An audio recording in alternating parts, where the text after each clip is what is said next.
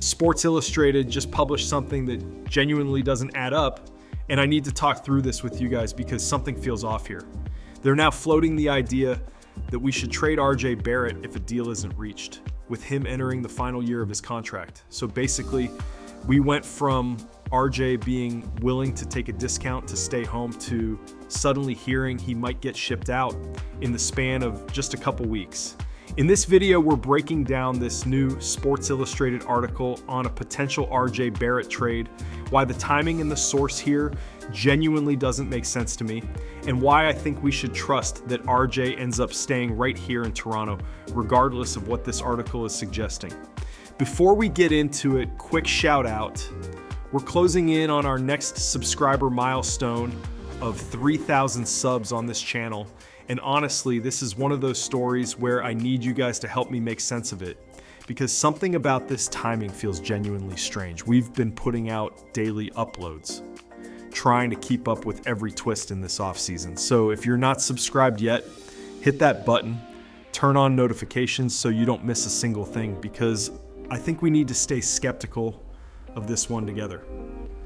All right, so let's dive into it. Starting with the actual article, Jeremy Brener of Sports Illustrated laid out 4 reasons the Raptors should trade RJ Barrett, pointing to his expiring, just under $30 million salary being attractive to other teams, his career best 49% shooting efficiency from the field last season, our depth at his position with guys like Jacoby Walter ready to step up, and the idea that his expiring deal could be used to bring back size at center.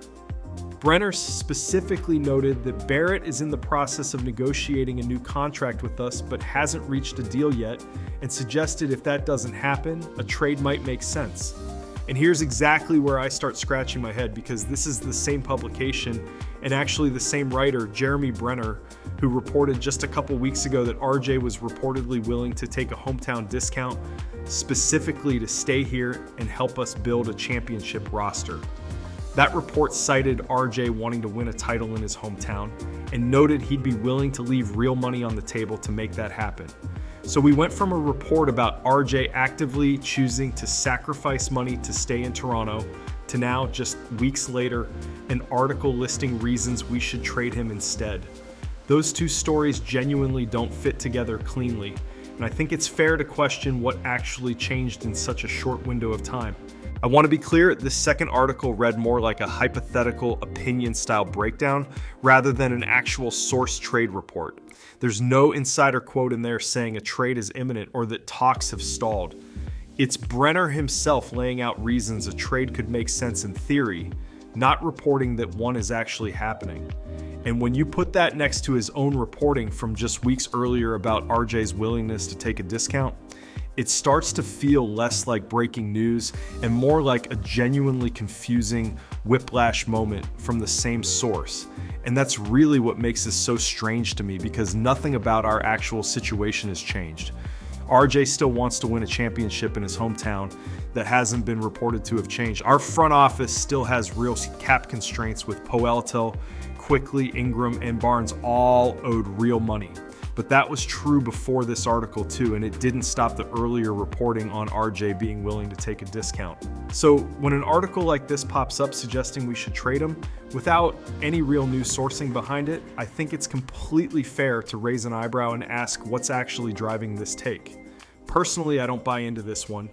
RJ Barrett is the hometown kid, born and raised right here in the GTA, and he just delivered arguably the best playoff series performance we've seen from anybody not named Kawhi Leonard in years, averaging over 24 points a game against Cleveland, including a legitimate game-winning shot in overtime of Game 6 to keep our season alive. Guys who deliver moments like that for their actual hometown team don't usually get shipped out on a whim, especially not when we've already got real reporting suggesting he wants to stay and is willing to help make that happen financially. Here's a question I want to hear your thoughts on in the comments. Does this trade speculation article actually worry you? Or do you agree with me that this feels more like a hypothetical opinion piece than an actual credible trade signal? I know contradictory reports like this can mess with your head as a fan, so I want to hear where everybody lands. We've been tracking RJ's contract situation all summer, and I think the more reliable signal we actually have is still the earlier report. The one about him being willing to take less money specifically to stay home and win here.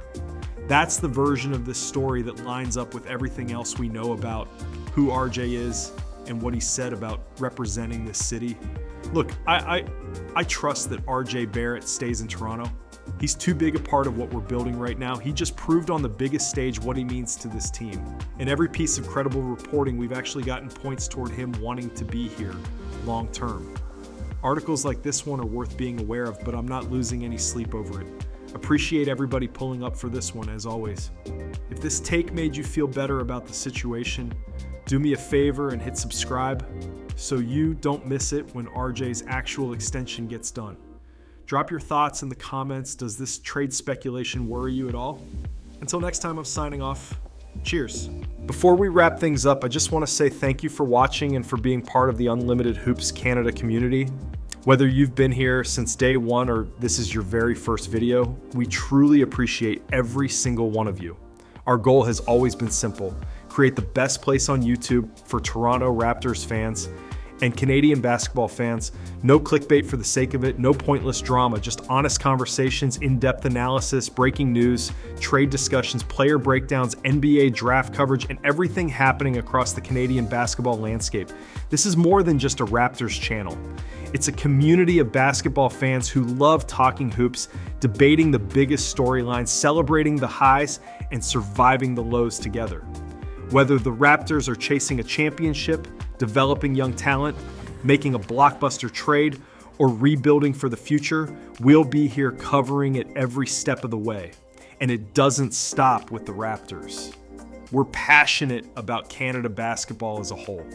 From the senior men's and women's national teams to our rising stars in the NBA, NCAA, and youth basketball, we'll continue shining a spotlight on Canadian players making an impact around the world. Canadian basketball has never been stronger, and we're excited to follow this incredible journey with all of you. If you enjoyed today's video, the biggest thing you can do to support the channel is hit that like button. It tells YouTube that you enjoyed the content and helps us reach more basketball fans across Canada and around the world. If you haven't already, make sure you subscribe and turn on notifications so you never miss a video. We upload consistently, covering breaking Raptors news, trade rumors, free agency, game analysis, draft content, off-season moves, Canada basketball updates, and plenty more throughout the year. We also want to hear from you. Drop your thoughts in the comments below. Do you agree with today's take? What would you do if you were running the Raptors? Which Canadian players should we talk about next? We read the comments every day, and many of our future videos are inspired by the conversations happening right here in this community. Finally, if you know another Raptors fan or someone who loves Canadian basketball, share this video with them. Word of mouth is one of the biggest reasons channels like ours continue to grow, and every share genuinely helps. Thank you again for spending part of your day with us. We never take your time or support for granted. Until next time, this is Unlimited Hoops Canada, and as always, keep supporting Canadian basketball, keep believing in the Toronto Raptors, and we'll see you in the next one. Take care, everyone.